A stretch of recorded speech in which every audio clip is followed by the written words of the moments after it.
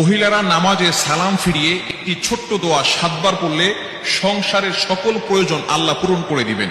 মনে রাখবেন, আমাদের মা বোনরা যারা আছেন তারা অনেকেই কিন্তু সংসারের ভিতরে সুখ চান, শান্তি চান, এবং বিশেষ করে অনেক সময় স্বামীর অবস্থা খুব ভালো থাকে না।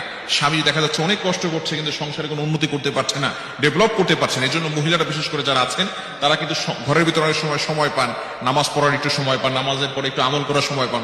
যেহেতু পুরুষরা বাহিরে থাকে, সকালবেলা বের হয় আর অনেক রাত্রে চলে আসে, এবং বিশেষ করে অনেক কষ্ট তারা বাহিরে করে থাকেন। বিশেষ করে পুরুষরাও যদি পারেন এই আমলটি করবেন। 5 ওয়াক্ত নামাজ আপনাকে মাস্ট বি পড়তেই হবে।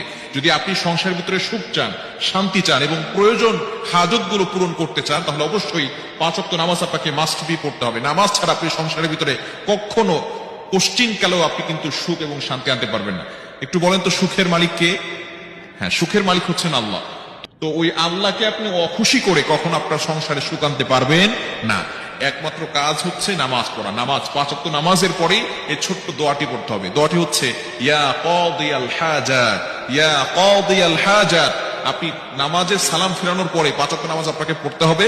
নামাজের পরে সালাম ফেরানোর পরে আপনি আল্লাহু আকবার পড়বেন একবার, আস্তাগফিরুল্লাহ 3 বার, এরপরে আপনি পড়বেন ইয়া কাদিয়াল হাজাত, ইয়া কাদিয়াল হাজাত, ইয়া কাদিয়াল হাজাত 7 বার পড়বেন।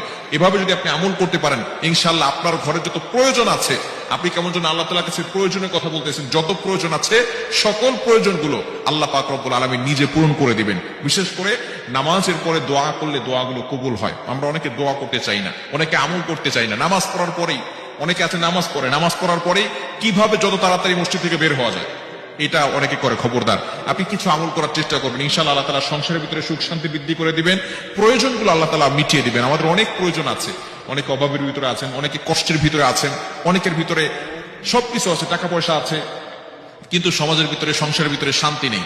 স্বামী স্ত্রীর সাথে ভালো বন্ডিং হচ্ছে না, স্বামী স্ত্রীর কথা শোনে না, স্ত্রী স্বামীর কথা শোনে না। এরকম অনেক সময় হয় কি হয় না? আপনি এই যে অভাবের ভিতরে আছেন, শান্তির অভাব, ঘরের ভিতরে শান্তি নাই, শান্তির প্রয়োজন, এই হাজতগুলোর জন্য আপনি আল্লাহর কাছে দোয়া করবেন, ইয়া কাদিয়াল হাজাত, ইয়া কাদিয়াল হাজাত। এখন যদি আপনি নামাজ না পড়েন, নামাজ না পড়ে যদি আমল করেন, তাহলে কিন্তু কাজ হবে না। অবশ্যই আপনি কোরআন দিয়ে আমল করবেন, নবীজি সাল্লাল্লাহু আলাইহি সাল্লামের হাদিস অনুযায়ী আমল করবেন। অবশ্যই আপনাকে নামাজ পড়তে হবে। তার সাথে তুলনা করবো না। আমার যা আছে তা নিয়ে অনেক হ্যাপি, আলহামদুলিল্লাহ। আল্লাহ আমার ছেলে মেয়ে সুস্থ রাখছেন, ক্যান্সার দেন নাই, বড় কোনো ব্যাধি দেন না, আল্লাহ শুকর। কিন্তু কাউকে ক্যান্সার দিয়েছেন, আলহামদুলিল্লাহ। আল্লাহ তাআলা আমাকে মরার আগে তওবা করার সুযোগ দিয়েছেন। একটা ওয়ার্নিং আসছে, আমি এখন প্রস্তুতি নিয়ে যেতে পারি। অনেকে হঠাৎ চলে যাচ্ছে অ্যাক্সিডেন্টে, সেটা প্রস্তুতি নিতে পারে না।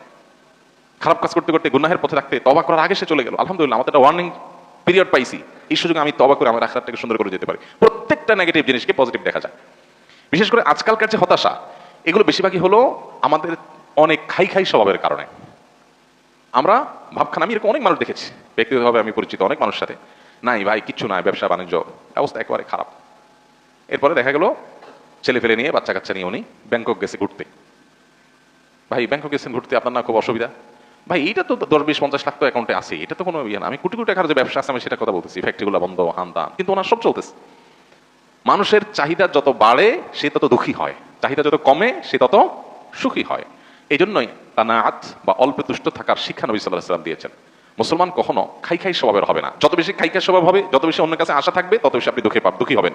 এই জন্য এই জিনিসটা ছাড়তে হবে। কারোর কাছে আশা খুব বেশি করা যাবে না, এবং অন্যের সাথে কম করবেন, ধরা খাবেন। পৃথিবীতে আল্লাহ ছাড়া আর কারোর ব্যাপারে আশাবাদী থাকবেন না। এমনকি নিজের মা বাপও না, নিজের স্ত্রীও না, স্বামীও না, সন্তানও না, ভাই বোনও না, জিগরি দোস্তও না, কারোর ব্যাপারে না। আশা করেন, খুব বেশি আশা করে বসে থাকেন না। আশা করার পাশাপাশি এটার জন্য প্রস্তুত থাকেন, যা আশা করতেছেন তার উল্টাটাও হতে পারে। মোচে তেল দিয়ে গেছেন, অনেক কিছু আশা করতেছেন, যাই দেখেন জিরো। হাইসা দিবেন যে আমি তো বোকা ছিলাম, এই জায়গায় আমার নসিবে এটা বরাদ্দ ছিল না, অথচ আমি মোচে তেল দিয়ে আসছি। ফাও কাঁঠাল খাওয়ার জন্য মোচে তেল দিয়ে আসছি, হাইসা দেখি কাঁঠালই নাই, কাঁঠাল পুরোটাই নষ্ট। তাহলে আমি অহেতুক একটা প্রস্তুতি নিছি, আমার তকদির এটা ছিল না। তো ইমানদার নিজের জীবনটাকে ইজি করার চেষ্টা করবে, সে সুখী থাকবে ইনশাআল্লাহ তাআলা। আল্লাহ আমাদেরকে তৌফিক দান করুন।